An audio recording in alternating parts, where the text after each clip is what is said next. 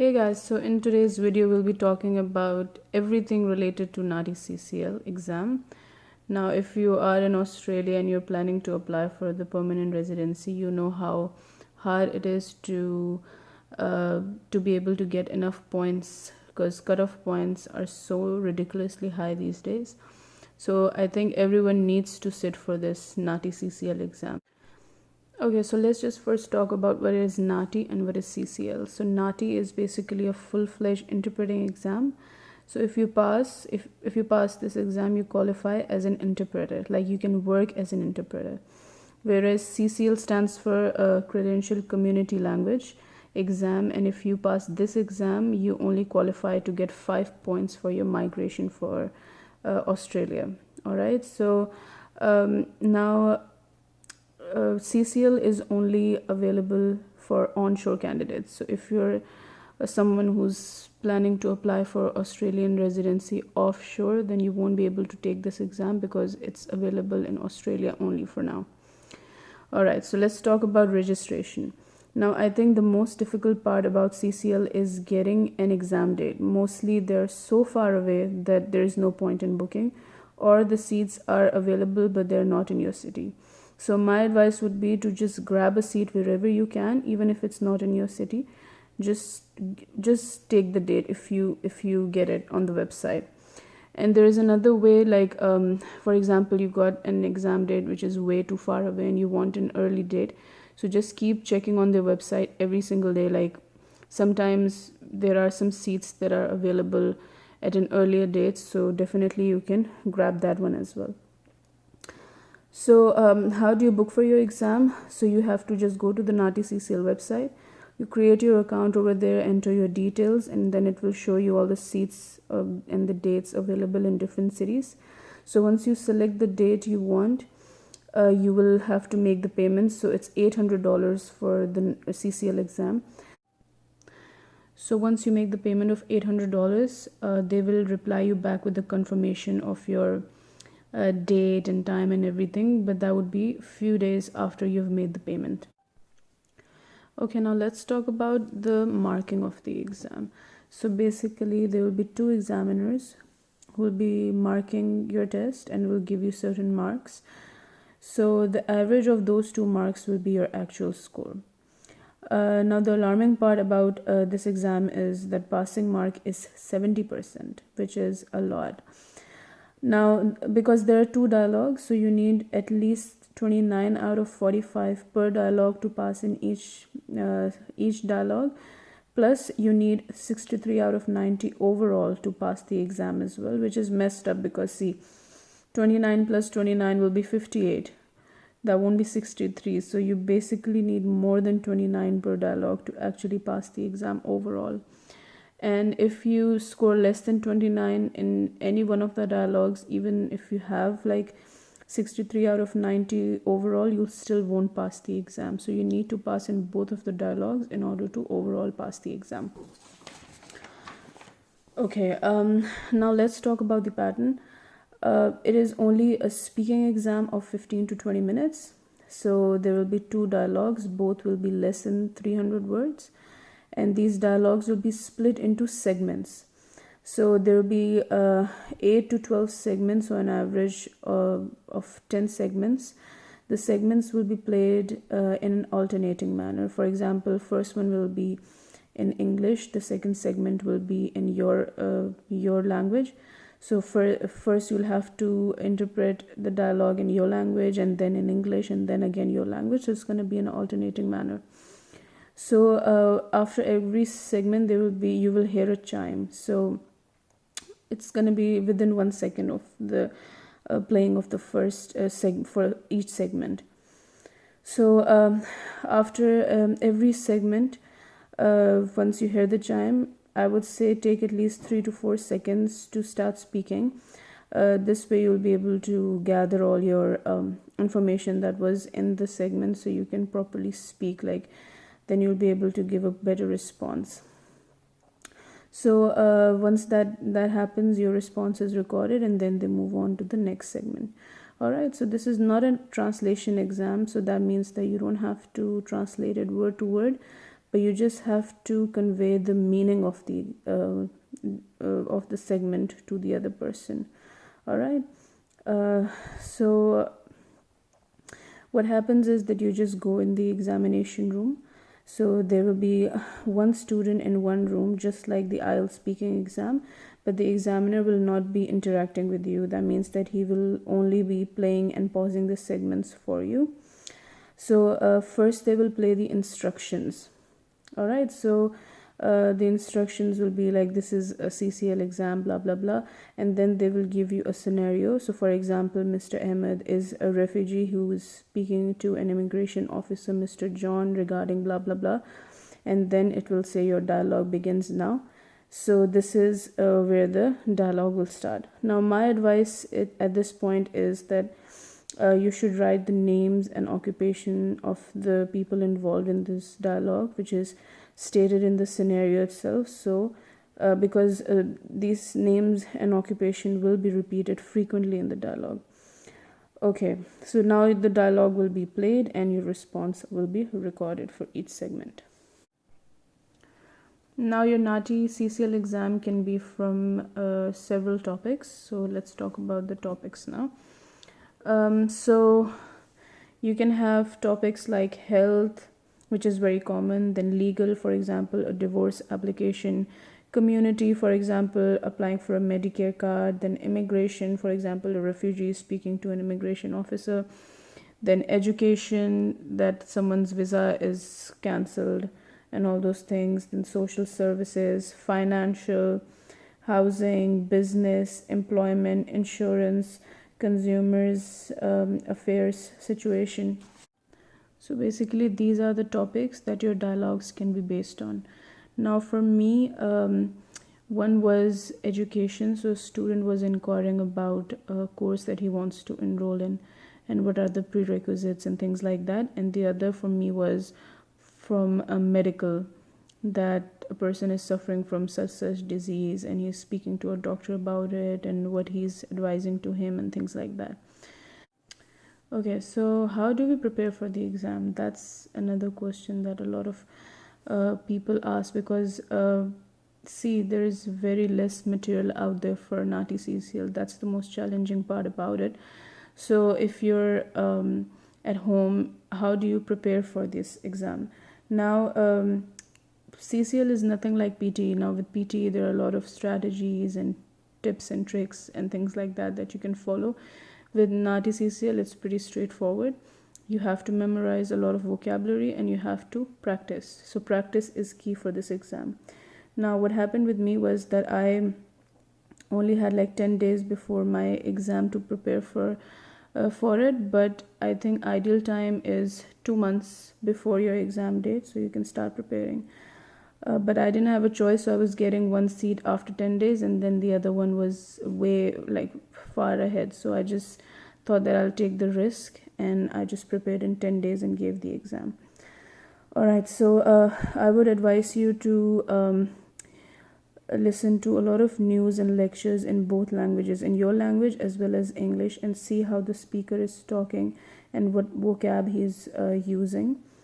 You need to give at least 3 hours per day for practicing the dialogue, and I would say at least give 30 minutes for memorizing the vocab related to the topics that I've just told you. Now another thing is that you have to memorize counting from 1 to 100 in your language. So this is something that I didn't do before my exam. So when I was waiting in the common area with all the other students and all of them, they knew counting from 1 to 100, I got really nervous. But then I was lucky because in the dialogues they only asked me for 80%. In the dialogue they used 80%, so I knew how to say 80% in my language. But just to be on the safe side, it's better to memorize counting from 1 to 100 in your language. Okay, now after that you need to learn how to say common expressions and greetings in your language. For example, good morning, good evening, good afternoon, and so on. I would say you should practice a dialogue, then you check the solution, and then you note down the vocab that was used in that dialogue. So just make a vocab list and start adding words in that. And once you know the solution, then just practice that dialogue again just to perfect it, and that way you'll know how to use that word in the dialogue itself. Now let's talk about mistakes. So there are three common types of mistakes. One is addition, the other one is omission, and the third one is distortion. So addition is when you're adding information in the dialogue which was not present over there. So for example, you were supposed to tell name and number in the dialogue, but you added something as well, like name, number, and the address of that person, just as an example. So you're not supposed to add anything in the dialogue from your own. You just have to say the dialogue as it is. All right. Then also omission. So sometimes in the dialogue they say the name, number, as well as the address of someone, and you forget to mention the address. So that's omission. That's another big penalty in the exam. And then distortion. So distortion is when you're changing the meaning of the dialogue. Now you're supposed to say something, but you're saying something else. That will change the meaning of the dialogue. You'll be penalized for that as well. So and then you don't have to interpret the literal meaning sometimes. So for example, if they're saying an idiom or anything like that, or they're saying, like, for example, the address says Church Lane, so you have to say Church Lane. You don't have to translate what church is called in your language. See, so it doesn't have to be literal, but it has to make sense. Like, you need to convey the meaning of that dialogue. Okay, now how do we avoid these mistakes? So we avoid these mistakes by taking lifelines. Now, what sort of lifelines do we have in this exam? So first one is repeat. So for example, if there was a dialogue that was played and you couldn't really understand it properly, or you missed something out and you want to you can take a repeat. So you can just ask the examiner repeat, and they'll play the dialogue again for you, so that you can just note down the missing areas of the dialogue. Now for every dialogue, one repeat is allowed. So if you're taking more than one repeat, then you'll be some marks will be deducted. So for example, there will be one extra mark that will be deducted for more repetitions that you're taking. But I would say, for example, if you missed a major chunk of the dialogue, so for example, you missed out on the main information, like the number or the address or the name of the person, that you know that if you say the dialogue now, you will be there will be more than one marks that will be deducted from the dialogue. So then in those cases, it's better to take another repeat. All right, so you can just lose a mark for taking another repeat, but you'll be able to save those major chunk of marks that you will lose otherwise. All right, the other thing is correction. Now with correction, for example, you heard a dialogue and you started interpreting it, and while interpreting you think that you made a mistake, you just say correction, and you don't have to start the segment again. You can just start from that specific part and just make the correction. All right, the other thing is that you don't have to say the dialogue in correct order. For example, if the name was coming first and then the number and the address, you can definitely say the number first or the name later on. So you can change the order of the information, but you have to make sure that you're not adding any information or subtracting any information from the dialogue. Now let's talk about note taking. So this is another thing that most of the people get really confused about. So I would say with note taking, definitely stick to English. Even if you're interpreting from English to your language, just write the notes in English, because it's going to be very slow for you to write notes in your language. At least for me, it's really hard for me to write Urdu. I'm really slow at writing Urdu. So you make a column, you write English to your language on one side and then your language to English on the other, and then you can just start writing your notes over there. So what most of the people try to do is that they try to write the entire dialogue while taking notes. So this is something that can totally ruin your exam, because you won't get enough time to write the entire dialogue, and then you'll miss a lot of information that was in the segment. So my take on that would be just to write the keywords from every segment and then stay calm and try to just interpret the dialogue. Now let's talk about the exam environment. So you'll be reaching the venue, your test center. There will be someone who will be checking your details like your passport, things like that, and then they'll be sending you to a room with other candidates. All right, so they'll be taking away your phone and everything, but you'll be allowed to take notes inside. So waiting time can be maximum 3 hours as well. So there will be a list over there, and your names will be written on it, and then you will be called in batches. Like few students will go first, and then the next batch will go. So my name was in the last batch, so I had to wait there for 3 hours. So what I did was that I took my notes with me, and I kept going through the vocab list that I had. So another thing was that because all the other students over there, they were mostly they took tuition, and they were extremely confident, and they knew things that maybe I didn't know, like for example counting from 1 to 100 in your language, I didn't know. So this is the time where you can actually panic. So I would say do not concentrate about, like, don't care about anyone else, and just try to go through the dialogues, go through the vocab that you have with you. All right. The other thing was that because my problem is that speaking from my language to English is all right, but from English to my language, interpreting, that's something that is a bit hard for me. So in the last few days, what I did was just interpreting from English to my language.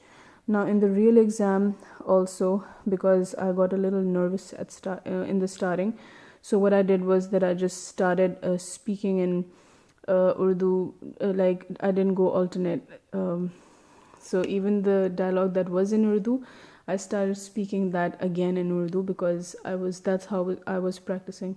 Now this happens with a lot of students because it's a lot of pressure. You have to speak the dialogue then and there, and it's a lot of pressure. So the examiner can tell you only once if you're doing this mistake. If you're saying that dialogue again in the same language, the examiner will pause you and tell you that you have to convert this, like interpret this in English. But if you're making that mistake again, then the examiner will not pause you, and you'll be, obviously your marks will be deducted. Another thing that I experienced was that the first dialogue was way more difficult than the second dialogue, at least in my experience. So the first few segments were really tough. So there was this term numerology and literacy assessment. Yes, numerology and literacy assessment. Now I had no idea how to say that in my language, so my fluency was affected by it. So I just paused, and then I said correction again, and then I started saying the segment again. Now I would say that in situations like these, do not compromise your fluency. So for example, if you know a term that there is no way possible that you'll be able to guess the translation of that in your language, just say it in English. So even though I took correction, but then again, when I took correction, even after that I said numerology and literacy assessment, because I couldn't guess the word in Urdu. All right. So but then again, I also compromised my fluency over here. So the advice that I will give you guys is that practice is the key for this exam. If I can crack it in 1 week, certainly you can do this as well. And I know for a fact that I only got 10 days for the exam, but I was still able to pass it. But if I had more time, then I would have gotten way better marks. But the good thing about NAATI CCL is that you don't need to pass this with flying colors. Like you just need to pass this. If you pass this exam, or you get like 90 out of 90 in this exam, you'll still be getting only 5 points. It's not like PT that you get 80, so you get 20 points or something like that. You'll just get 5 points. So my genuine advice would be to stick to the basics. A lot of students, they try to perfect it, they try to use complicated words. Just stick to the basics. You just have to convey the message of the dialogue. That's it. All right, so hope this video helps you guys, and I will see you guys in my next video. Thank you guys for watching.